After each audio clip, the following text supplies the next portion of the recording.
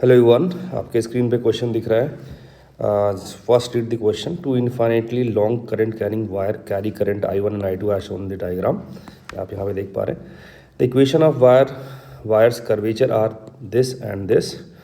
The magnitude of force acting on one of the wire due to other. तो आपके पास जो ये curvature की इक्वेशन दे रखे हैं, this one definitely x=0 means y axis है ना, और ये दे रखा आपको एक पैराबोला। ठीक है, तो ये डायग्राम में आपको चीज़ें मेंशन है। ठीक है, ये एक वायर है जिसको पैराबोला का शेप दे रखा है, उसमें करंट I2 जा रही है। ये वाला वायर जो स्ट्रेट लाइन में है और इसमें करंट जा रहा है I1। Now we have to figure out the force between the you can say between the wires, है ना।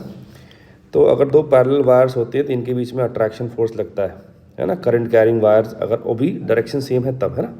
डायरेक्शन चूँकि आपको दिख रहा है कि यहाँ पे आप एलिमेंट ले लें, यहाँ पे ले लें, तो आपको दिख रहा है कि यहाँ पे क्या होने वाला है कि ये एक दूसरे को देख के क्या बोलेंगे, अट्रैक्शन देंगे। ठीक है, तो हमें बेसिकली वही अट्रैक्शन फोर्स निकालना है जो कि एक दूसरे पे अप्लाई कर रहे हैं। तो मैंने क्या किया कि इस वायर पर एक एलिमेंट लेने का सोचा और फिर जो है उसके फोर्स का एनालिसिस करने का स्टार्ट करा। तो मैंने सोचा कि चलो एक एलिमेंट ले लिया हमने यहाँ पे इस डायग्राम में, यहाँ से एक्स पे गए हम और एक एलिमेंट ले लिया यहाँ पे। ठीक है, एलिमेंट का डिस्टेंस हमने ले लिया, लेंथ ले लिया dl, और इस एलिमेंट पे जो कि खुद में एक करंट कैरी कर रहा है और उस पर लगने वाला फोर्स जो होगा हमने पढ़ रखा है DF=I dl×B। बोलो, ऐसा पढ़ रखा हमने? Yes sir. तो हमें आइडियल तो दिख रहा है, ये इधर है। बी कैसे आएगा? बी होगा इस वायर की वजह से जो उसके सराउंडिंग में था। ठीक है, तो मैग्नेटिक फील्ड इस वायर की वजह से जो आएगा वो राइट हैंड थंब रूल से यहाँ पे क्रॉस आएगा अंदर की तरफ। मैंने उसको बोल दिया B1। ठीक है, जो कि मैंने यहाँ पे लिखा भी है कि this is the magnetic field due to this current I1।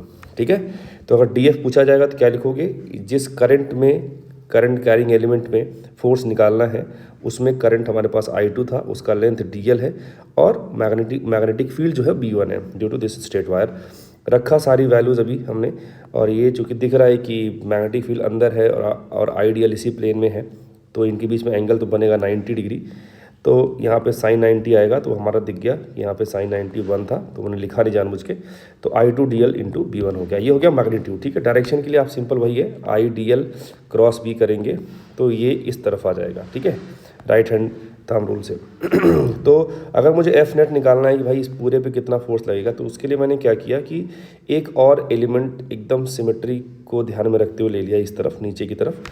इस पे फोर्स इस तरफ आ जाएगा, इस फोर्स के दो कंपोनेंट इधर इधर, यहाँ पे भी इस फोर्स के दो कंपोनेंट इधर और एक इधर। तो ये वाले जो कंपोनेंट हैं वर्टिकल वाले ये कैंसिल आउट हो जाएंगे और ये हॉरिजॉन्टल वाले ऐड अप हो जाएंगे। तो इस पर नेट फोर्स जो भी आएगा वो इस तरफ आएगा। ठीक है ना। अब यहाँ पे मैंने थोड़ा थीटा उठा का कैलकुलेशन कर लिया है। मैंने हॉरिजॉन्टल से एंगल क्या मान लिया, थीटा मान लिया DL वाली लाइन का, यहाँ पे DL लिया था, तो ये थीटा हो गया। DF जो है इस DL के परपेंडिकुलर लग रहा है। ठीक है, तो अगर ये एंगल थीटा है तो ये एंगल भी थीटा हो जाएगा। तो DF के दो कंपोनेंट DF cos थीटा और DF sin थीटा, हमें मतलब किससे है? DF sin थीटा से, क्योंकि वो हॉरिजॉन्टल में आ रहा था। वर्टिकल वाले तो कैंसिल आउट हो जा रहे। तो जो नेट फोर्स आएगा वो आएगा DF sin थीटा। बस इस वाले को sin थीटा से मल्टीप्लाई कर दीजिए, मैंने यहाँ पर रखा। और यहाँ पे रखने के बाद हमारे पास जो रिजल्ट निकल के आएगा I2 dl B1 into sine theta. अब साइन थीटा का हमें क्या करना था, जो है इसको यहाँ से हटाना था क्योंकि बहुत सारे वेरिएबल हो जाएंगे। तो साइन थीटा को हम इस ट्राइंगल से हटाने का प्रयास करते हैं। यहाँ पे आप देख रहे हैं this one is DL, this one is DY and this one is DX। तो यहाँ पे DY can be written as DL sine theta. तो वहाँ पर मैंने साइन थीटा और DL का जो मल्टीप्लिकेशन है उसको रिप्लेस कर दिया DY से। ठीक है, तो हमारे पास अब रिजल्ट आ गया I2 B1 into DY। B1 कितना आएगा? B1 this is the magnetic field due to infinitely long current carrying straight wire at a distance x will be μ0I/2πx। तो वहाँ पे रख दिया हमने, I की जगह पे I1 रख दिया। अब चूंकि वेरिएबल के नाम पे दो हैं, x और y हैं, तो उसके लिए मैंने जो दूसरा कर्वेचर था उसका सहारा लिया। दूसरा कर्वेचर जो दे रखा है, अगर आप उसको ध्यान से देखें, पैराबोला का ये दिख रहा है आपको। यहाँ पे y², यहाँ पे 6y है माइनस के साथ, तो इसमें y में होल स्क्वायर बनाने का प्रयास करते हैं, तो आएगा y-3 का होल स्क्वायर। 3 स्क्वायर में +9 आएगा तो -9 कर लीजिए। तो y ये +9 तो इसके होल स्क्वायर में यूटिलाइज हो जाएगा, -9 जो है वो 25 के साथ मिलकर क्या कर लेगा 16 बना लेगा। तो हम उसको कैसे रीअरेंज करके लिख पाएंगे, y -3 का होल स्क्वायर प्लस 16 = 8x। यहाँ से हमारे पास x आ गया, ठीक है। उसको उठा के यहाँ पे चिपका दो इस जगह पे, तो μ0 I1 I2 अपॉन 2 पाई x के प्लेस पे रख देंगे dy को, पूरी चीज़ मैंने यहाँ पे रख दी, ठीक है। जब यहाँ पे रखा हमने तो हमारे पास कुछ इस तरीके का फॉर्मेट मिला, और dy अपॉन y -3 का होल स्क्वायर प्लस 16 को 4 स्क्वायर लिख दिया। इंटीग्रेशन हम लगाएंगे यहाँ पे, और चूँकि ये जो वायर है वो कहाँ से कहाँ तक जा रहा है, इस इन्फिनिटी -इन्फिनिटी से आ रहा है y में, और प्लस इन्फिनिटी तक जाएगा। तो जो इसका लिमिट आएगा यहाँ पे आप लगा सकते हैं, मैं एक बार यहाँ पे भी लिख देता हूँ, -इन्फिनिटी से प्लस इन्फिनिटी हो जाएगा, सही है ना। तो ये हमारे पास एक इंटीग्रेशन सिंपल सा है। ये आपको दिख रहा है कि dx upon x square plus a square के फॉर्मेट का है।